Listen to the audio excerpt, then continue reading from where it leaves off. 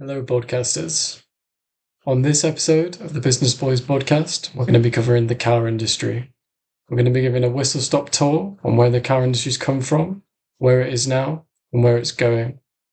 We'll be talking about AI, EVs, hydrogen cars, flying cars, and so much more. And I'll be joined by Kaf and Hamza, so all the business boys will be together to discuss this topic. Let's get into it. So, boys, the car industry, what do we think?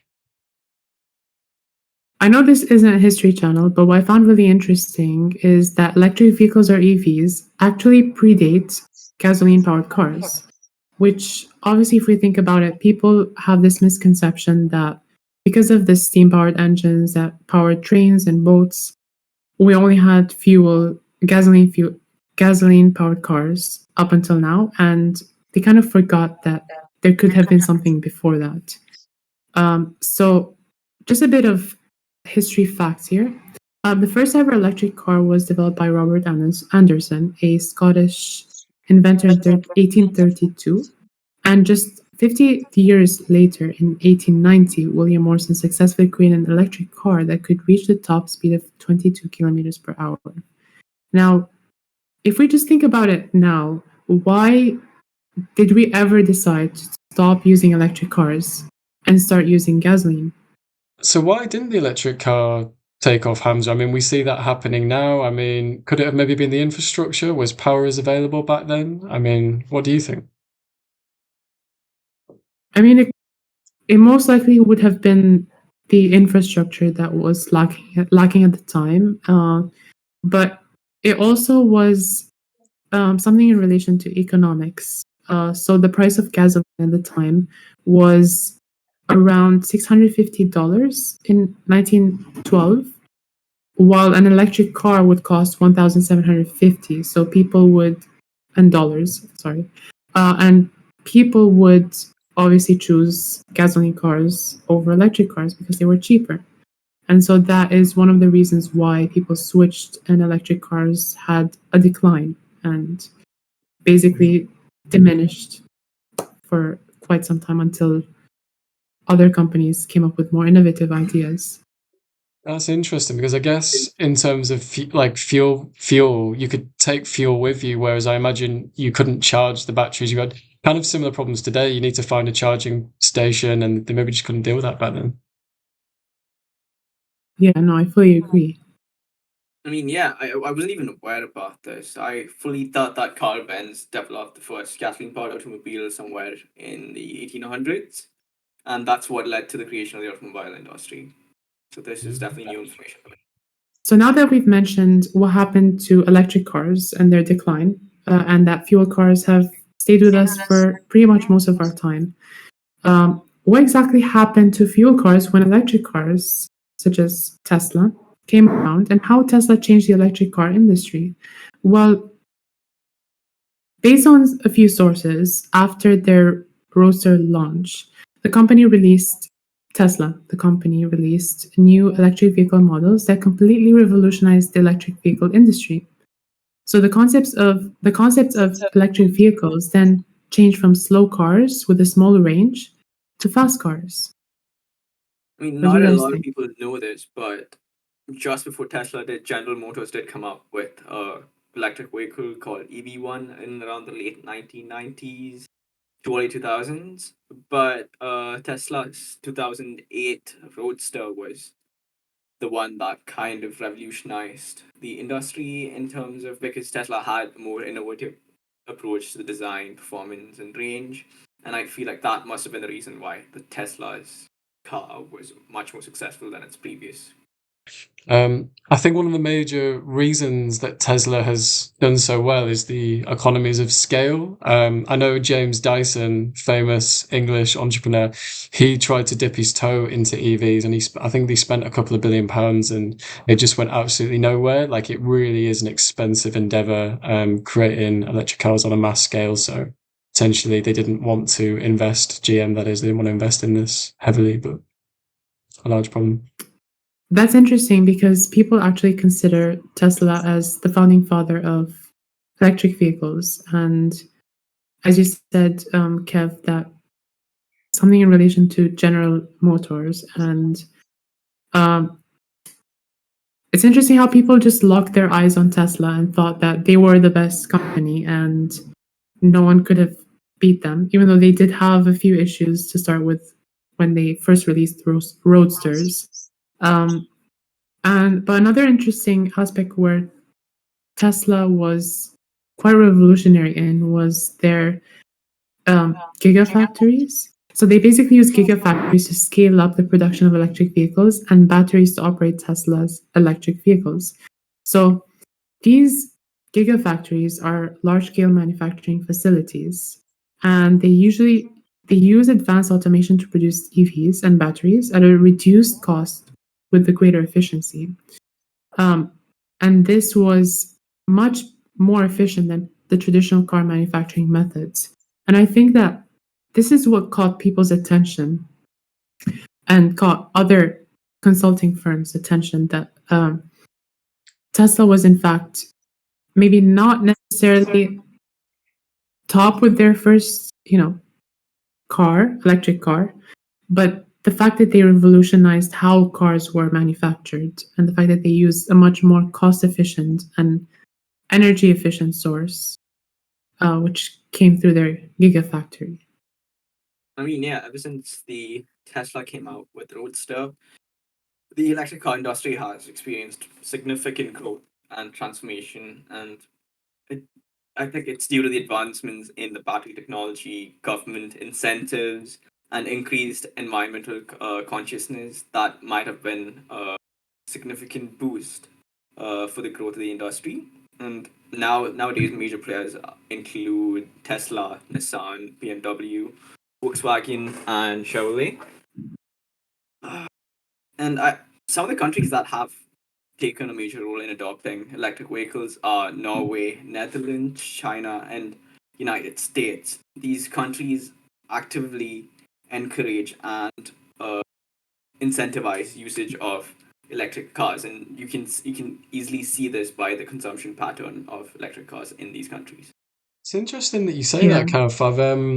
I've seen similar statistics. I know China is a big consumer of EVs, but when I was looking at some statistics of which countries are banning the production of new internal combustion vehicles or ICE vehicles, as they're called, China hasn't actually committed to any banning of vehicles by any date period.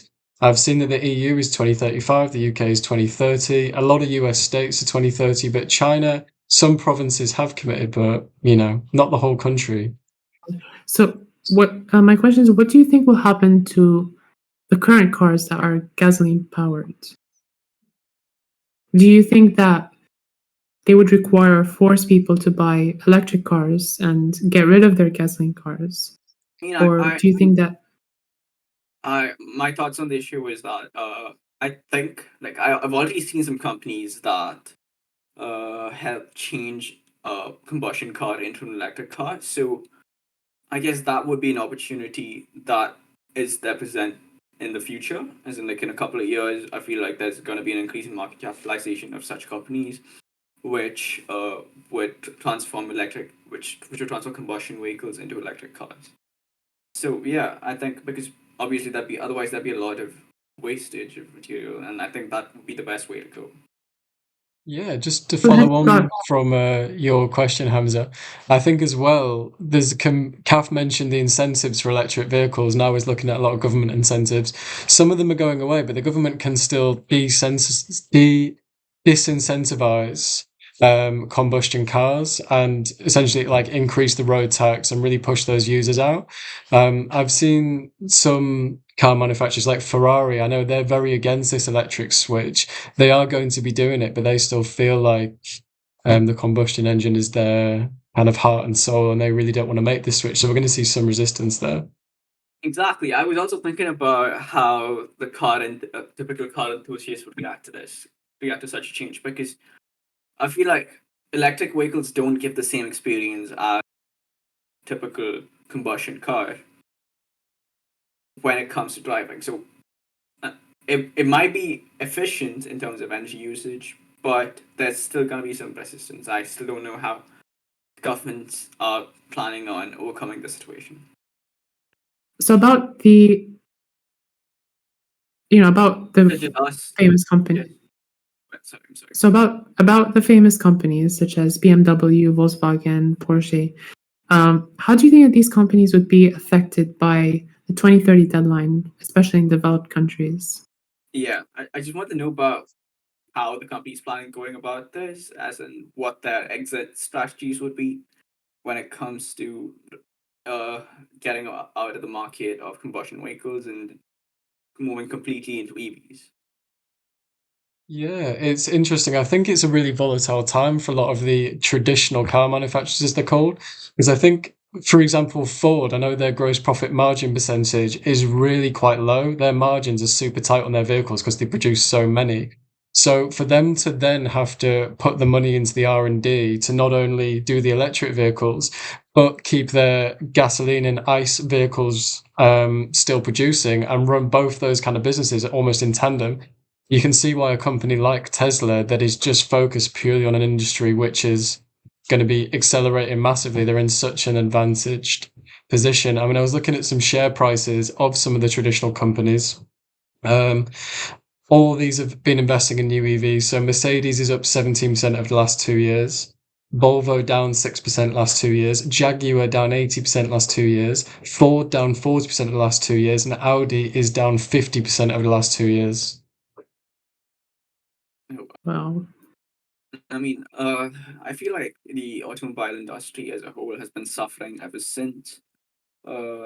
ever since the COVID pandemic, and I like they did when the pandemic hit, the industry did undergo a huge decrease in demand for their products, but after the pandemic, it did begin to climb, but I don't think they still recovered from that, and now this is gonna be another huge blow on the industry, and especially with companies that already don't have a very major presence in EVs. So I can see these companies maybe shifting their focus to countries which might not be so adamant uh about combustion vehicles being banned by a certain year, because Tesla obviously has a very big advantage on all these other companies. And I feel like if I were to invest in a stock right now for like a long term plan, I feel Tesla would be a very good bet. Like I feel like You, yeah, go on. John. yeah, I was just about to mention because you know, since the beginning, Tesla was quite famous a few years just before COVID-19. But for some reason, for some very weird reason, I kind of feel that they just went under the bus for some time. They're not they're not, kind of like the stars of the show or anything now as they were before. And I just don't know the reason for that.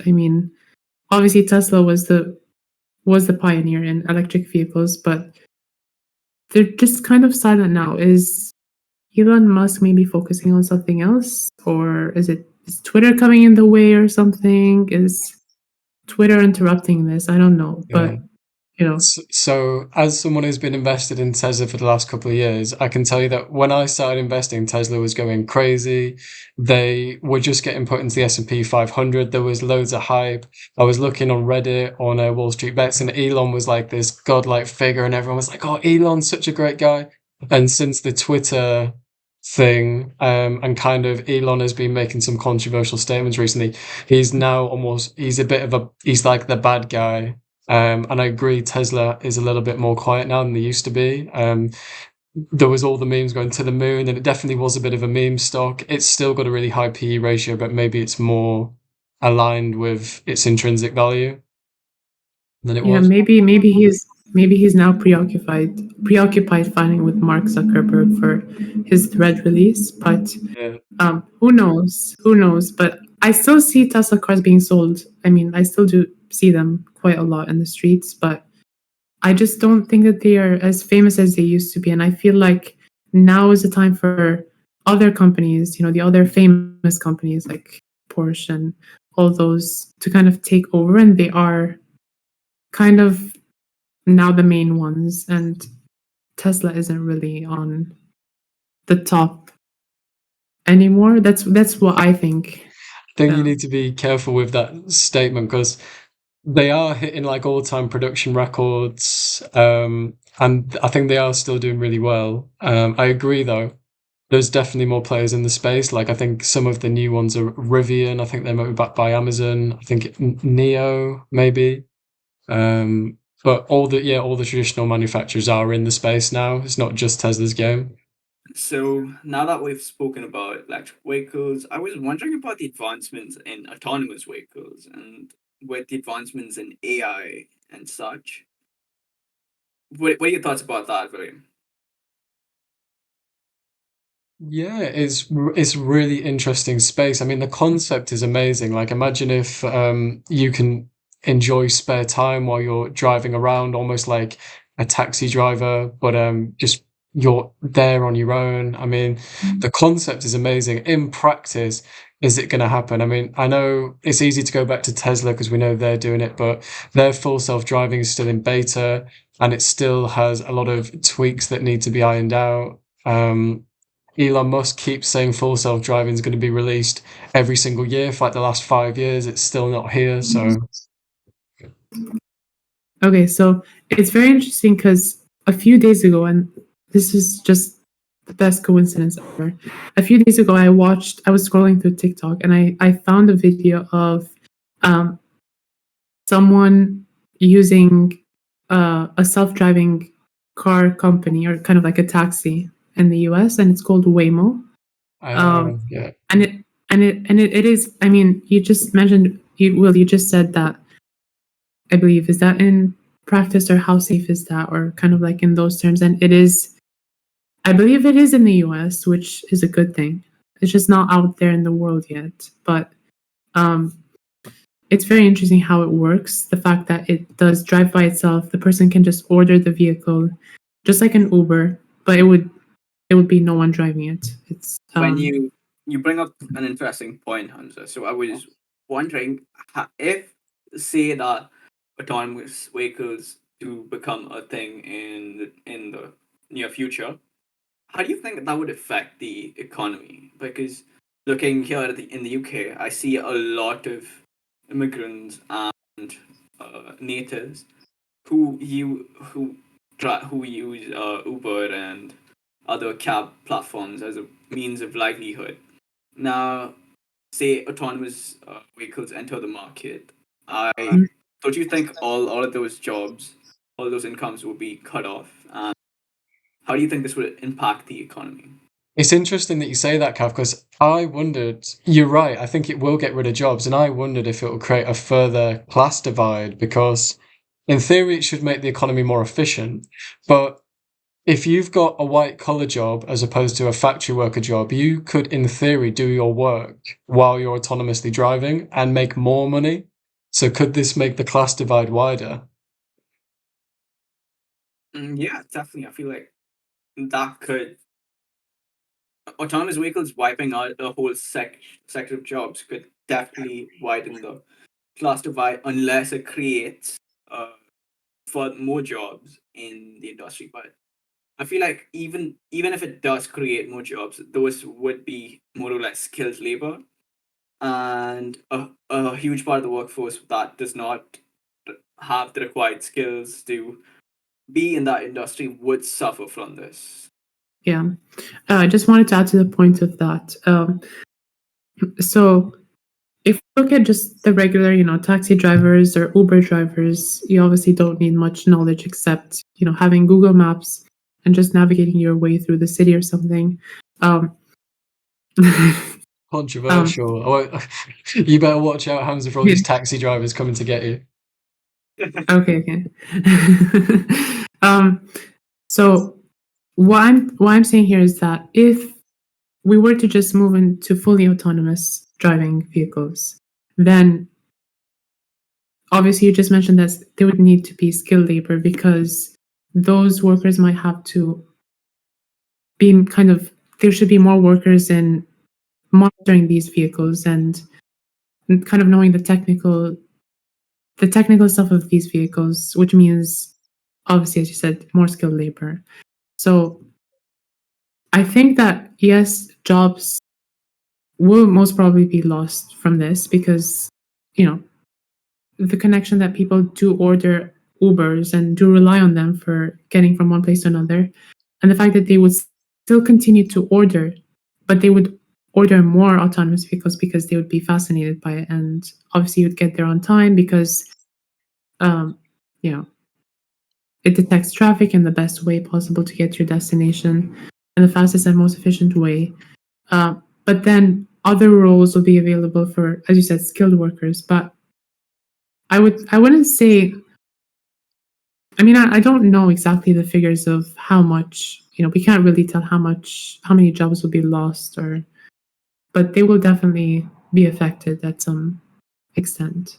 So there's taxi drivers who could lose their jobs, but if we think about it, there's this concept with the robo-taxi of not just taxis, but people might not actually own cars anymore. How it could work is a car literally just comes, picks you up, the car goes. So then we might need far less cars because these cars that are working, if you can imagine, they're almost operating 24 hours a day. I mean, think about your cars at home. I mean, how often are they just sat on the driveway? I Yeah, say you that. wouldn't need them. Yeah, I mean, you obviously wouldn't need them anymore, so you'd kind of get rid of them. And plus, on the plus side, the autonomous driving vehicles, such as Waymo, for example, I believe they're fully electric. Yeah, so according to Waymo, they have this something called Waymo One Fleet, and it consists entirely of fully electric Jaguar fleets. So that's very interesting because they are fancy cars, and so it's also at a much affordable price. So if you think about it, I believe just like so, if you do pay, let's say, $10 for an Uber, then you would maybe pay twice as much for this one. But if you just think about it, you would get rid of your car fuel costs, so you wouldn't need a car. And plus, this is electric, so it would help the environment more. It is just a bit more. It is definitely more expensive than an Uber, but my prediction would be that they would most likely decrease the price in the future, mainly because it would be widespread and everybody would be using it. So it would kind of be like a common method of transportation. And just think about if you do eliminate buses, and which I don't think will happen because obviously if you just think about the older population, they're not You could really get accustomed. you could get electric buses, couldn't you? I mean, if we're living in this autonomous world, I don't see why you can't have an autonomous bus. Yeah, you definitely could. It could. Yeah, I mean, just as Waymo has its own taxi driving car, then we could have our self-driving buses for the public. That would be a really good idea. That's probably easier because it just does the same route. Yeah, and it would definitely kind of eliminate the amount of cars being on streets because you'd have one bus full of people. I mean, yeah, I guess cars would shift from being a need for most people to just a want to those who can afford a car easily. And it is a very good thing in a lot of aspects. But again, this change in the market would result in a loss of a lot of jobs. And I personally can't fathom like how governments are planning on taking this on. Maybe they could start some kind of retraining program for the unskilled workers in their countries, where people will be upskilled in order to do some kind of jobs, or they'd have some kind of a social security uh, initiative where if people are out of jobs, I mean, I feel like governments would definitely have to invest heavily into securing the unskilled people who might be affected by this change in the industry. Otherwise, there is going to be a definite effect on the economy because these cab drivers do contribute a lot to the economy as well. As in Maybe, yeah. maybe there's the possibility that we might never have a fully autonomous car because there's the ethical debate around can an electric car, choose to hit an old lady or a cyclist, or if it has to pick, someone has to program it to pick that. It's like an ethical question. At the moment, the Tesla, someone always has to be driving it. And maybe even if you do have these automated taxis, there still has to be someone there for if something goes wrong. I mean, planes, to some respect, like airliners, are automated, but they can land themselves, but generally pilots do the landing. And it's like for the most dangerous situations, maybe we will need a person there. Can you ever fully eliminate the human? I mean, I don't think it's gonna be so that it's that you will need a person. So you think they can get rid of the person? Yeah, I definitely think it is possible to put the So right, so elements of. you're programming this car. Mhm. Who are you telling it to hit? The child or the old lady? I mean, I guess if I was driving, like say, forget about the AI. Say I was driving the car, Yeah. and if I had to choose between, and if I had no other option left to choose between a girl and an old lady, I would have to go with the old lady. I Is that guess. right though? I mean, you gave me an ultimatum. I've got two choices: old lady or this thing. I don't think it's very fair. Maybe in Yeah. a different situation. I mean, There's it could this also be efficient. Like if AI advanced it. Have you seen the movie iRobot? Yeah, I've seen it, yeah. Yeah, in it, Will Smith is saved by a robot, and the robot shows him instead of instead of saving a kid. But the robot sensed that the kid was about to die, and there was more of a chance of Will Smith living rather than Mm. the kid. So humans won't be able to make that kind of decision. Like if I was to be the one saving two people, I would obviously go for the kid, and the kid would die, and then Will Smith would die as well. So So in that your aspect, car's gonna scan both people, and it's not gonna look, it's gonna look at all the metrics, and then it's gonna yeah, pick. Oh, but it's difficult, isn't it? It's it is tricky. difficult. Yeah, so I kind of did a small SWOT analysis on the EV industry, and I want to have a discussion about it. Like, what do you guys think might be some of the strengths, weaknesses, and opportunities to the industry? Um, a strength has got to be the eco aspect, right? I think I've Mm. read that ICE combustion vehicles are 40% efficient in terms of converting their fuel, whereas electric cars are 70% efficient. So I'd imagine that's got to be one as well. And it's definitely, I feel like it's definitely got to be money in the bank in the long run because you would save a lot on fuel, even though initially purchasing an electric vehicle would be more expensive. So, looking at things from a long term perspective, yeah, it would save money. And it would obviously would also make it a more sustainable mode of transportation. Yeah, But right sorry now, to yeah, interrupt go you, on. Kev. Yeah, go on. But that's interesting because you just mentioned how it is expensive to start with.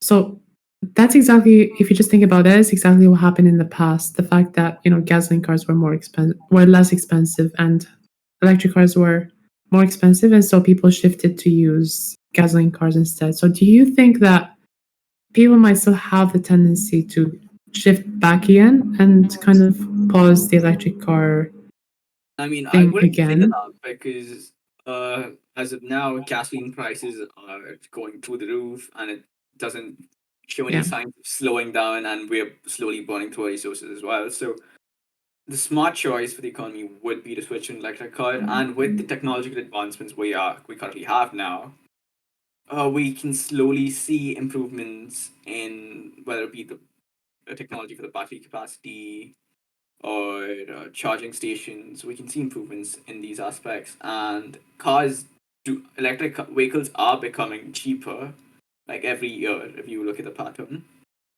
And but still, as I would say, the lack of infrastructure to support a fully electric vehicle economy is still lacking, as in most countries haven't really gotten there yet. And there was also worry about how people one main thing that people really worry about when it comes to purchasing an electric vehicle is uh how they can conduct a long range trip, as in they have they're anxious about, okay, how long is my car gonna last? Because when it comes to fuel combustion vehicles, that we have the infrastructure existing already where we can just go to places and just fill up your fuel and go on your way, be on your way. But as of right now, I don't see that, because even if they were to say, bring up charging stations in every few kilometers, it would still require for the vehicles to be parked for quite a bit of time for it to fully charge. So I feel like the next step in the technology would be to reduce the charging time that is required to charge an electric vehicle, and that would pave the way for a fully electric future. Yeah, that's interesting. I think charging times are getting better. I mean, I remember my phone a few years ago, it would take like 8 hours. There was no fast charge. Now it does it in like an hour and a half. And maybe in 10 years' time, it'll do it really quickly. I mean, I have heard something about an electric road that uses transformers that could almost charge your car as you drive in. But I mean, that might be way into the future. Ah, but yeah, no, interesting for sure. So let's look at some of the opportunities that these present. And again, as we spoke about the continued advancements in battery technology, and we see more and more investments into the infrastructure as well. Governments are giving out incentives. Yeah, so it the EV industry does have a lot of opportunities present. Uh, Now coming to the threats, one thing that really caught my attention was the hydrogen fuel cells,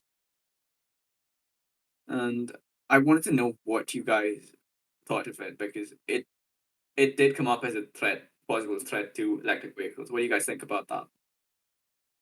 Yeah, hydrogen cars are definitely interesting. I mean, I think I first saw one. I don't know. Have you guys seen Top Gear before? It's a show in the UK about cars. Mhm. Yeah, we've seen Top Gear. Yeah. So there was a hydrogen car on Top Gear about 10 years ago, and they were kind of highlighting the benefits. I mean, pure H2O comes out of the exhaust. I mean, it's super clean. But they've really not taken off, and I don't know if it's a price point issue. That I was looking, and some major manufacturers have made some hydrogen cars: BMW, Hyundai, Toyota. There's a company called Hyperion, Namex. So a lot of people are giving the hydrogen cars a go, but it seems like the mass production really is at the electric vehicles at the moment.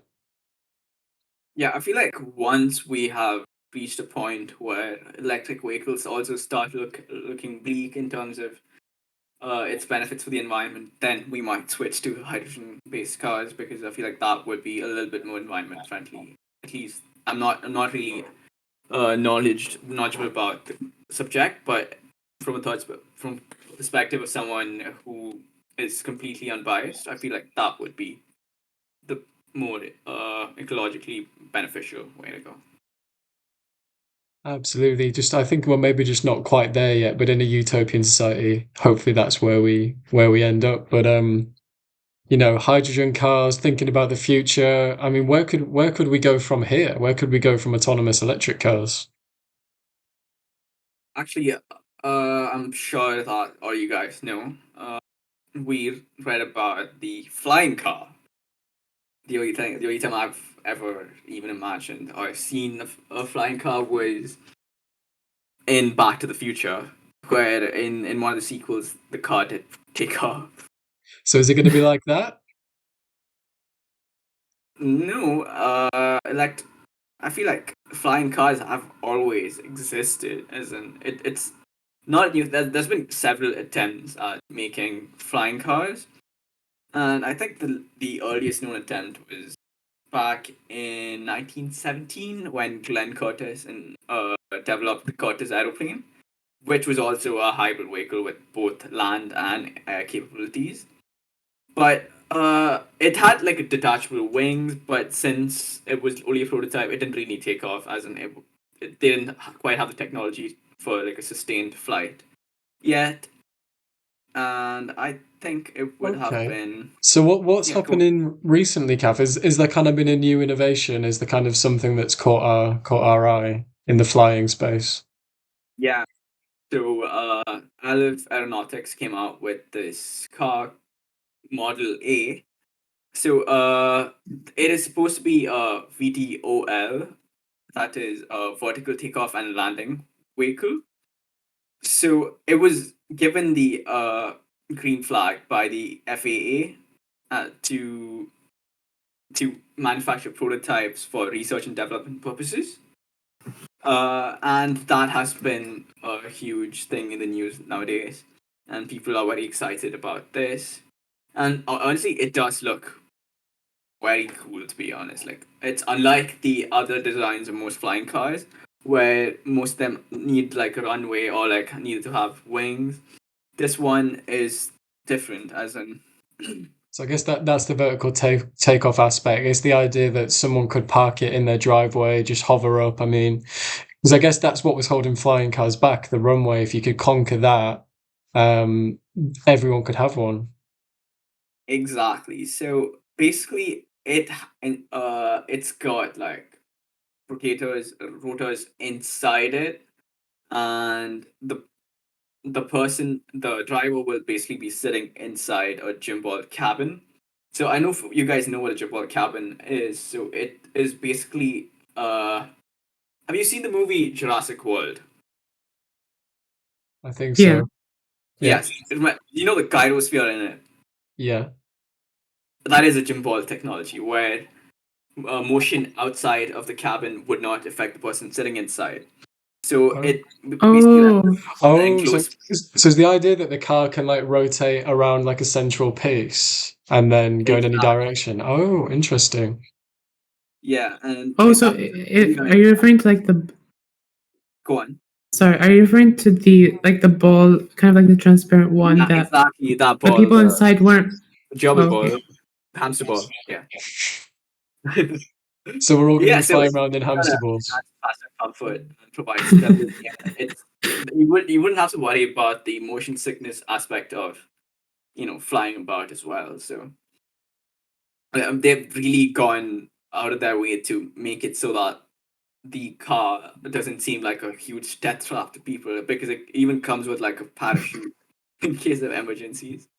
Right. So we were just talking about how we've seen flying cars in science in basically fiction movies and stuff, and it's actually becoming a reality. But if we just maybe talk a little bit about what has recently been mentioned about this, and so it's been said that it's obviously 100% electric, and we just mentioned that it has a vertical takeoff, which is really good, and the fact that you don't need a runway makes it accessible for everyone.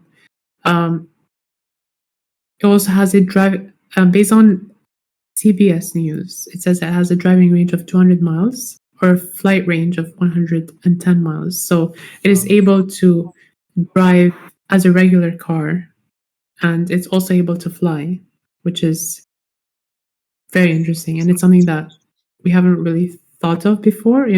We've always kind of envisioned flying cars as only flying, and that's it. But it's actually doing both. And is this a working prototype? Like it definitely takes off, it works, like it's just not in mass production? I mean, So people have already pre-ordered this car, as in they've been taking orders. As from what I found out, the company has received at least 440 pre-orders, and each pre-order would set back a person with $150. And if you are a priority buyer, you would have to pay around $1,500. And these cars come at a So how price much? point around $300,000. So $300,000 is the cost of the pre-order. No, $300,000 is the cost of the car. For the pre-order, you can either pay $150, or you can, if you are a priority buyer, you have to pay It's like a $1,500. deposit. Yeah. Oh, I see. So, but it's interesting because they've said that they've got the FAA certification, which is the Federal Aviation Administration certification, Mhm. and based on CBS News, they've said that that this is a special specification for an experimental category. So obviously, people have done their pre-orders. We know that this is kind of getting closer to being released, but something could happen throughout that could maybe delay it further, because the planned delivery is in 2025, so just 2 years from now, which is quite quick, to just think about it. But they've said that currently this aircraft can operate in limited use conditions. So that means that it's used for expeditions and for research purposes, and that this would basically, the reason it's used for research purposes is to kind of make sure that when it gets delivered, it is safe for use, so that people could use it. And it will also inform future designs so that it can, kind of allow it to become an aircraft that is worthy for purchase. I mean, yeah, they So- have said that they are planning on coming out with the Model Z, which is a 4-seater sedan version, and that is priced a much cheaper price, around $35,000, and it's gonna have a 200-mile flying range and 400-mile driving range. So that is a very exciting future that I look forward to. Very interesting. Yeah, no. Right, shall we do the outro? Wait, Yeah. I just want to talk about the company a little bit, because when I looked into it, Okay. I'll just look into it. Yeah, I just want to bring the company up because I wasn't aware that it was a private company initially. It's a public company. I mean, it's a private company and it isn't publicly listed. And they haven't really scheduled any IPO yet either. So it was founded in 2016. It's based in California. It's backed by SpaceX. And Interesting. it is, That's very interesting because Yeah. Elon has so much Tesla shares and Elon is in SpaceX. I mean, so he's backing a competitor. yeah, that's very interesting. And another thing I found was that I know if you guys have heard about the venture capitalist Tim Draper. So he's also financially backing this company, and he's a bit of a legend in Silicon Valley. As he's a 4th-generation venture capitalist, and his grandfather was apparently supposed to be one of Silicon Valley's first VC. Him being involved in this project is very interesting to me because this guy is someone who really chooses his mark, and he's never been wrong before. As in, now he's also predicted Bitcoin to really take off in the next few years. He said that Bitcoin is going to take off and reach about $200,000 mark in the next 2 years, even though it's currently around 35, if I'm not wrong. Yeah. So him being involved in this project is something that does very good for the company. No, it sounds like it's got some big investors backing it, so some real potential. I mean, if it's still private, it sounds like it'll be past its angel investor stage, but maybe it's had a few rounds of financing. But it'll be really interesting to see in the coming years if that goes public and if it has any traction. But even if it has a few hundred pre-orders at that price point, that's really positive for the company. Mm-hmm. Yes, it definitely is. It looks like this company's going to pull it off, because there has been other companies in the past which even got the FAA permit to. I'm not sure if it's the FAA permit, but they got a permit for production of the vehicle, as in like a flying vehicle, but then that failed because they didn't really have enough demand back then for those vehicles. So, but right now things might be different depending on how efficient the designs are, because we still haven't seen it in action. So yeah, I feel like there's still a lot to take into consideration, and we would have to at least wait till they have a working prototype or we have a demonstration of the car, and I think we'll have an answer to that in the next 2 years when they come out. So I guess that concludes another exciting episode, and we've explored the world of electric cars, autonomous vehicles, and the economic impacts that they pose. Yeah, so if you like the content, like, comment, and subscribe, and hit that like button. So we'll be back with more content like this in the next week. See you guys.